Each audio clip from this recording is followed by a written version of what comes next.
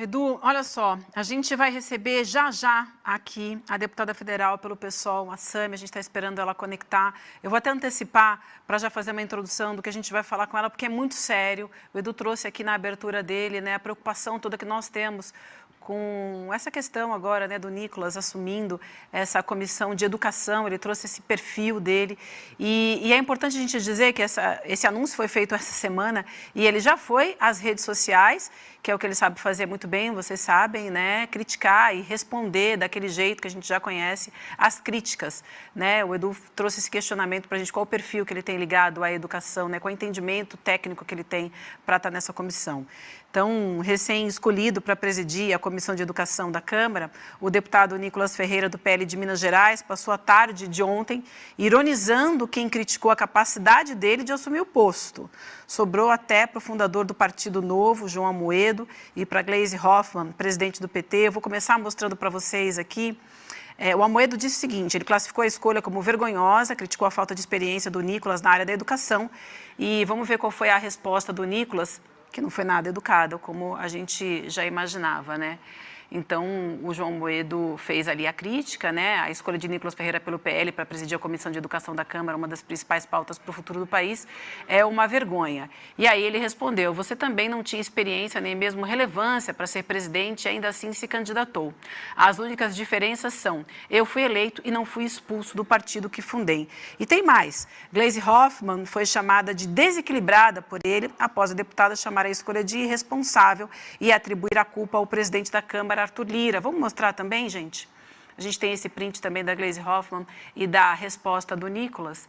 Então, o que ele respondeu para ela? Vejam só. Perdeu no voto e coloca a culpa no presidente Lira. Desequilibrada e antidemocrática. É assim que ele se refere a uma colega parlamentar. Lembrando, isso foi ontem, né? Lembrando que hoje é o Dia Internacional da Mulher, ele já sabia disso, né? E ele trata nesse tipo de educação, quem vai presidir uma comissão de educação. Dito isso, a gente já tem a deputada Sâmia junto com a gente, para a gente conversar. Acabei de passar a deputada, então, como é que foi a resposta do Nicolas ontem, mas eu queria também já chamar, junto contigo aqui conosco, como é que ele fez a homenagem, já que hoje é o Dia Internacional das Mulheres, vamos relembrar como é que o Nicolas Ferreira, que vai presidir a Comissão de Educação, homenageou as mulheres no dia 8 de março de 2023. Vamos acompanhar junto com a deputada e depois a gente ouve os comentários dela. Hoje, o Dia Internacional das Mulheres, a esquerda disse que eu não poderia falar porque eu não estava no meu local de fala. Então, solucionei esse problema aqui, ó. Hoje, eu me sinto mulher, deputada Nicole. E eu tenho algo muito interessante aqui para poder falar. As mulheres estão perdendo o seu espaço para homens que se sentem mulheres. E para vocês terem ideia do perigo de tudo isso, vocês podem perguntar, qual que é o perigo disso, deputada Nicole? Eu respondo. Sabe por quê? Porque eles estão querendo colocar uma imposição de uma realidade que não é a realidade. Então aqui eu vou tirar porque eu sou gênero fluido, e aí eu volto aqui para o Nicolas, homem aqui, para poder dizer o seguinte, mulheres, vocês não devem nada ao feminismo, pelo contrário, o feminismo que exalta mulheres que nada fizeram pelas mulheres. Então, mulheres, retomem a sua feminilidade, tenham filhos, amem a maternidade, formem a sua família, porque dessa forma vocês colocarão luz no mundo e serão, com certeza, mulheres valorosas. Sâmia, deputada, me desculpa te convidar nesse Dia Internacional das Mulheres para a gente conversar já com essa introdução, né? Já ouvindo esse tipo de declaração, mas a gente quer te ouvir porque isso mostra que o circo já começou, né? Ou melhor, que a gente já pode esperar, né? O circo começando com o Nicolas assumindo a comissão. Bom dia.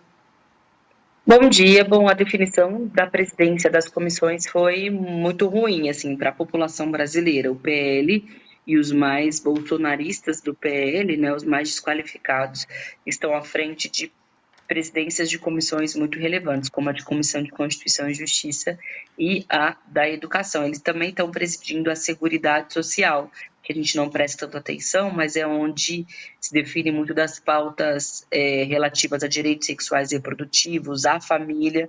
Então, ali também está o pastor Eurico, que é, assim, terrível, fundamentalista, ultraconservador. Mas acho que isso mostra também muito dos desafios, né? Quando a gente vê uma manifestação dos bolsonaristas na Paulista, pedindo anistia, endossando um discurso golpista, é o sintoma do quanto o bolsonarismo segue com força na sociedade brasileira, o como eles querem vir com tudo para as eleições municipais e estão, sem dúvida, utilizando essas comissões para criar um caldo, um cenário eleitoral para tentar ser mais favorável a eles.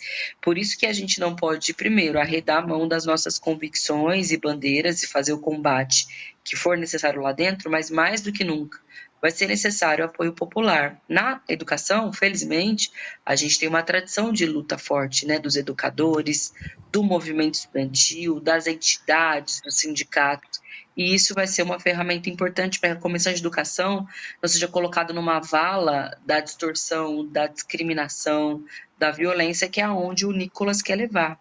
Esse ano é a discussão do PNE, Plano Nacional de Educação, que vale por 10 anos. Então, é um tema muito sério para ficar na mão de desqualificado como esse. Ou então, um ano de renovação das cotas do SISU, né, que é um modelo de entrada nas universidades públicas mais utilizada pelos jovens brasileiros.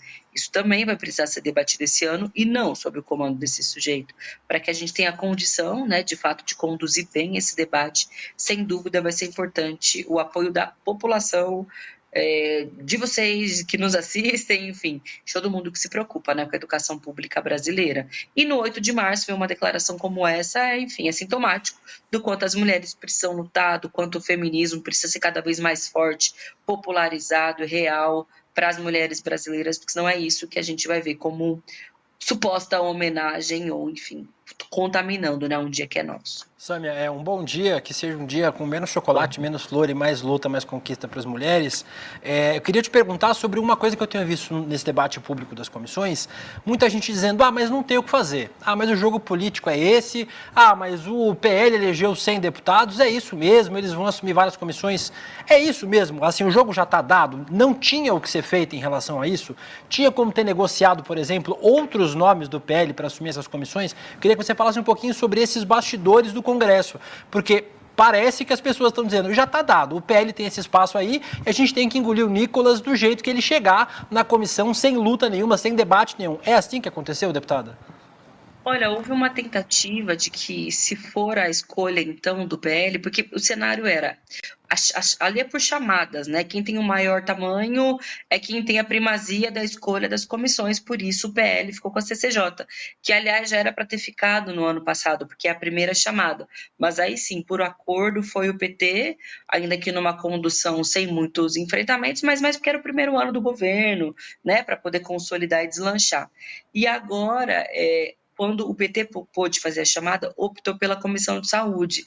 E, honestamente, eu entendi o movimento, assim, sendo bem sincera, De Luca, porque a Comissão de Orçamento é a que tem o maior recurso público brasileiro, seja pelas emendas parlamentares, seja pelas emendas de comissão ou pelo tamanho do ministério mesmo, e todo mundo sabe que a ministra Anísia está no alvo, principalmente do Arthur Lira, né? A gente não está falando nem da extrema-direita organizada no PL, está falando do presidente da Câmara, que, na minha visão, também é um homem de extrema-direita, mas que é chantagista e ultrapoderoso. Então, eu entendi esse movimento e isso nos colocou com o PL fazendo a próxima escolha. Tentou-se, ao longo do dia, convencê-los de botar um nome no PL que fosse mais um nome tradicional do Centrão, do PL pós-era Bolsonaro, aliás, antes da era Bolsonaro, tinha alguns nomes ali, mas eles queriam mesmo botar o Nicolas para dificultar demais a vida dos educadores brasileiros. Mas você sabe que eu sou daquelas que acha que, se for apostar só na correlação de forças do Congresso Nacional, vai ser isso mesmo, gente. Ali a gente é minoria, o PL tem quase 100 deputados, a extrema-direita é muito maior que a gente. A gente precisa contar com outro elemento, que é o de fora do Congresso, que é a rua, que é o apoio popular que o Lula tem, que é quem garantiu, de fato, as suas eleições, a sua campanha, que é o coração da militância. Eu acredito, inclusive, que a CPI do MST foi um pouco esse o cenário. A gente era minoria, eles tinham a presidência, eles tinham a relatoria, eles tinham bolsonaristas enraivecidos, apoiados pelo agronegócio, agrogolpismo brasileiro, e perderam. Porque do lado de fora tinha o maior movimento social da história do país. Tinha gente em luta, mobilizada, pressionando inclusive o governo quando queria, porventura, fazer um acordo que fosse um pouco mais confortável, não foram para cima, e aí alterou. Acho que é nisso que a gente tem que apostar, né? E a educação tem potencial para isso, a educação pública brasileira. Se não, o cenário é esse. É difícil, né, alterar ali internamente, enfim, por melhor que seja a articulação política e as intenções de todo mundo. Deputada, a gente vai chamar agora direto de Brasília, nossa querida Heloísa Vilela, ela também tem perguntas para lhe fazer, então vamos conectar com a Elo. Elo, bom dia para você e um feliz Dia das Mulheres, minha companheira, camarada Elo.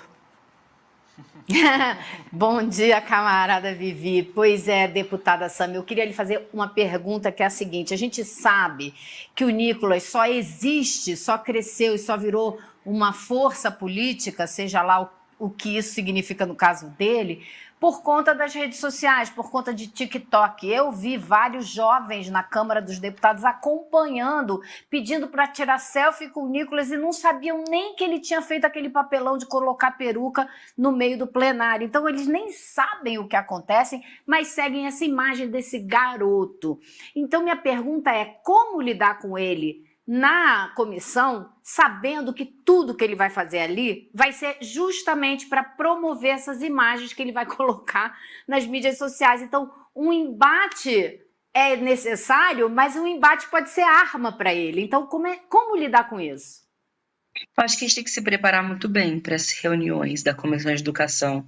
A gente costuma, assim, quando a gente é membro de uma comissão, claro, estudar a pauta, se preparar para ela, mas às vezes vai lá, faz a sua própria intervenção, vai embora para participar de outra comissão. Acho que ali a dinâmica vai ter que ser outra, vai ter que tratar como se fosse numa CPI, sabe? Ir para a guerra mesmo, porque a gente tem que entender, inclusive, as artimanhas do principal adversário, que é o presidente, que tem o poder de controlar tudo, a pauta, controlar a fala, controlar a organização do espaço. De fato, ele aposta muito nas redes sociais para ele impor a linha dele, a política, a narrativa dele, e, portanto, todos os outros parlamentares que também têm, né, utilizam as redes sociais, tem que ter uma capacidade de articulação política grande entre nós. Ali tem pessoas que, enfim, têm esse potencial. E como eu disse no primeiro ponto, eu acho que tem que contar muito com o apoio das entidades estudantis, movimentos, sindicatos, para que aumente, né, o nosso poder de fogo, nossa voz, a ampliação das nossas ideias. Porque a gente está falando de um fenômeno eleitoral, né? Eles escolheram alguém que foi o deputado mais votado do país e que é capaz de qualquer baixaria, eu chamo de baixaria porque é muito mesmo baixo nível, para poder chamar a atenção e seguir mobilizando os seus eleitores. Portanto, é isso, é encarar como uma guerra semanal, capacidade de articulação interna e, sobretudo, de apoio nos movimentos sociais, na sociedade civil que apoia a educação para enfrentar esse cenário que não vai ser simples para a gente mesmo. Bom dia, deputada. Como vai? Bom Tudo dia. bem? Eu estou bem, e você? Eu não estou bem, não. Estou estressado pra caramba esses dias. Estou quase tendo um infarto aí. É notícia atrás de notícia. Eu também estava assim, mas hoje eu tentei tomar um chazinho para melhorar, porque está feito. Parabéns, né, pela luta. A sua luta é uma luta que merece ser celebrada. Se a gente não tem muita coisa para celebrar em termos de resultados nessa questão da mulher no Brasil, eu acho que tem muitas lutas que merecem ser celebradas e a sua luta é uma delas que merece ser celebrada. Há pouco a gente estava na tela com você, Heloísa e Vivian, o pessoal tirou uma foto aqui dizendo agora vai cair a internet com esse poder todo aqui na tela. Mas eu queria, enfim, partilhar contigo dessa minha preocupação de que todos os instrumentos que a gente teria para conseguir avançar nessa luta das narrativas, das versões, das histórias que são contadas, são lutas que não estão apontando para um lugar muito bom, porque no caso das igrejas neopentecostais, a gente está financiando isso, e quando eu digo a gente, eu não estou apontando, é o Lula que está fazendo, eu estou falando, é a situação. A situação é uma situação de apontar para eles terem mais dinheiro, mais poder, para as empresas deles, como os bancos, as televisões, etc., terem mais capacidade financeira. Nas áreas onde normalmente a gente consegue conquistar popularidade, como educação e etc., foi o que eu falei aqui, provavelmente o Nicolas vai ocupar muito mais os jornais do que o Camilo Santana, que é o ministro da Educação, fazendo essa confusão toda. A Caixa Econômica Federal, não sei o quê, os instrumentos que a gente tem para poder chegar no Brasil com notícia boa, etc., estão na mão do Centrão. O orçamento secreto é comandado pelo líder, que não tem mais o nome de secreto, a gente botou umas travas, mas continua dando um poder enorme para o pessoal do Centrão. De onde vai vir essa nossa vontade de colocar mais esquerda no poder, de ter uma bancada mais forte? De onde vai vir isso? Me explica, porque o pessoal fala que eu sou pessimista. O pessoal fala que Eduardo, não pode ser assim, não sei o quê. Então me explica, onde é que eu posso agarrar minhas esperanças? Me dá um alento, por favor. Edu, talvez eu coloque 2 outros elementos de pessimismo, na verdade, aqui para a gente ver o cenário. Um deles foi a última pesquisa que mostrou uma ligeira queda da aprovação do Lula, um ligeiro aumento, né, da sua reprovação, com 2 projetos. Um que é isenção de imposto de renda, mas é para pessoas que ganham até 2 salários mínimos, sendo que nas eleições a gente discutiu a importância e a necessidade de ser no mínimo para quem ganha até 5 salários mínimos, ou seja, a gente tem que perseguir aquilo que a gente discutiu durante as eleições, que precisa entregar condições de vida melhora da realidade material do povo também para conseguir enfrentar essa onda bolsonarista. Um segundo projeto, que é um horror que está na pauta, que é a ampliação da imunidade tributária para templos e igrejas no nosso país. Já tem imunidade tributária para as atividades diretas, querem também para as atividades indiretas, então as faculdades, TV, gráfica, tudo isso que essa gente tem no CNPJ não vai pagar imposto, e eu e você, todo mundo vai continuar pagando imposto. Pessoa física e mesmo pequena empresa no Brasil que gera renda, que gera emprego, enfim, é um cenário muito ruim. E enquanto a gente apostar só na correlação de forças ali do Congresso, também não sou otimista, assim, tenho a mesma leitura que você. Tá na mão do Lira, tá na mão do Centrão, tá na mão do mercado financeiro, tá na mão da imprensa de maneira geral. Dos partidos fundamentalistas ou da imprensa de maneira geral, que fica estimulando, por exemplo, o ministro Haddad a avançar com a continuidade de uma lógica neoliberal.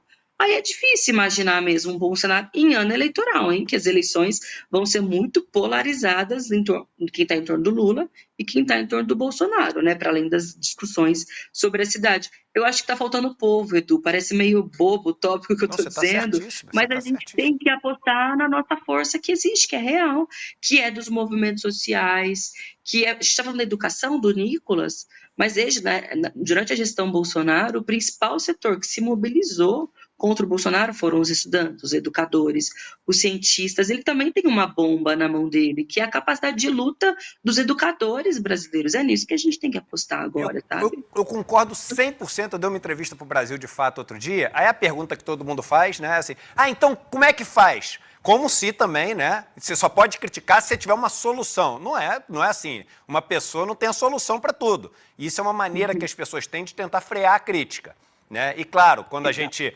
pensa numa solução, não é uma pessoa que pensa uma solução, você não tem uma bala de prata, você tem que montar toda uma estrutura, tem toda a articulação. Ninguém está falando que é fácil. Mas veja bem, isso que a Sâmia falou foi a resposta que eu dei. Tinha que estar derramando recursos, e recurso não é só dinheiro, mas é também dinheiro.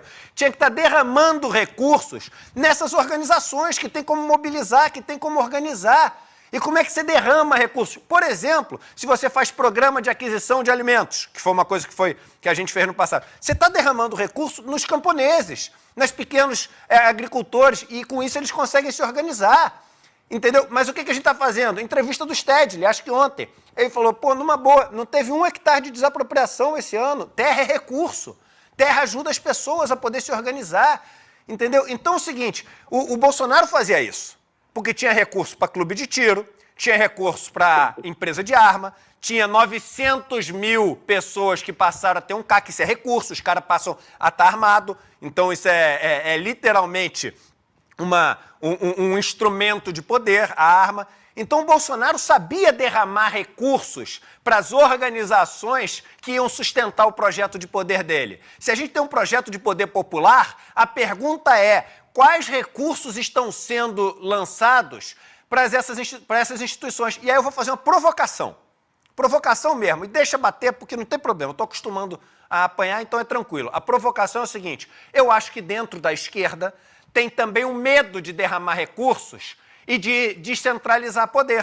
Tem uma turma que gosta de ficar com o poder na mão e ficar só escolhendo o seguinte, vai ter essa política, essa outra política, não sei o quê. Não derrama, deixa eles se organizarem. Não, porque aí pode fugir do meu controle e eu que quero continuar indicando, mandando e etc. E a galera não quer isso.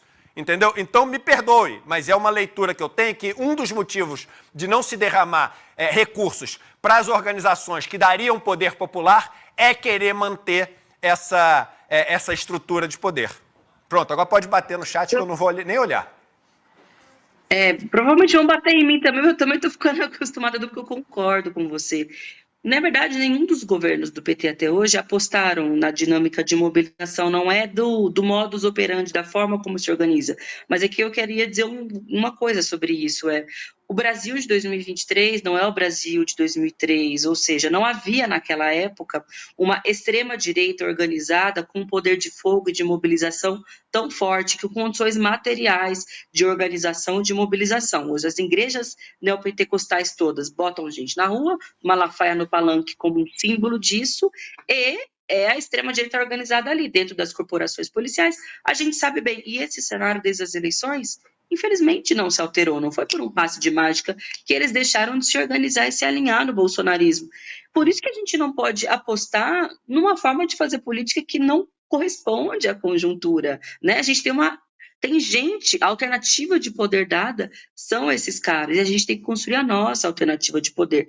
E apostar só na articulação. Aí eu vejo críticas assim, não, mas é porque o Ministério de Relações Institucionais não está sabendo se relacionar com o Congresso. Mas aí também não vai ter mágica. O Congresso é esse, o LIR é esse, o mercado financeiro é esse. A articulação institucional que está faltando, no meu ponto de vista, é a extra-institucional. Isso, é a da rua, é isso aí. né? E é destinar recurso, como você bem disse, para onde tem capacidade de resistência. Eu sempre cito a CPI do MST como um fato interessante. Claro, ali teve muita atrapalhada dos caras também, mas eles só perderam porque eles estavam lidando com o maior movimento social do Brasil. Tinha gente do lado de fora ali, indo para cima, e a gente tem que lidar com isso em todos os cenários. Na educação, uma boa oportunidade, né? Tem tradição, tem história de luta, tem condição, então vamos para cima e vamos discutir para onde vai o orçamento público. É para fortalecer a educação ou é para fazer portaria com comunidade terapêutica, que na prática é mais dinheiro para os fundamentalistas, que é o que está acontecendo hoje no Brasil.